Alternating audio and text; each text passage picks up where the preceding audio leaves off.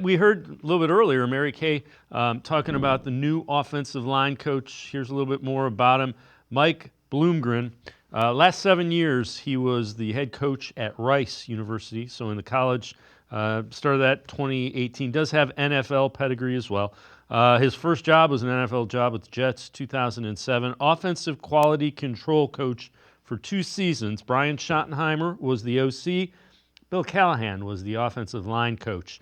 And he stayed with the Jets and kind of moved around when Rex Ryan became head coach.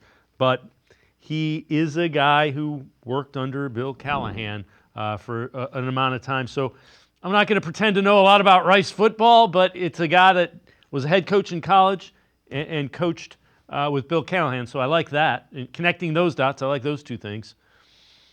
Yeah, this isn't going to be the first time we're going to talk about a guy with a lot of college experience potentially having role with the Browns. I mean, last year they brought in Tommy Reese from Alabama at the time as their tight ends coach, pass game coordinator. Now he's, potentially he has a shot potentially be the offensive coordinator. So you look at Mike Bloomgren, like you said, worked under Bill Callahan, and I think if you're the Browns, considering how much of the offensive line took a step back, maybe trying to go back to the Callahan coaching tree, for lack of a better term, as it were, it makes a lot of sense. And yeah, Bloomgren has been a head coach of Rice for 7 years, so I think that's good experience.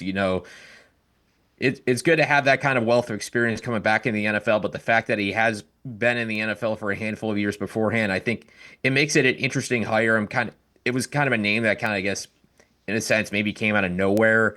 But, I'm curious to kind of see how it comes up. But definitely they needed to find a new offensive line coach after Andy Dickerson. So we'll see how Bloomgren pans out, especially with those Callahan connections.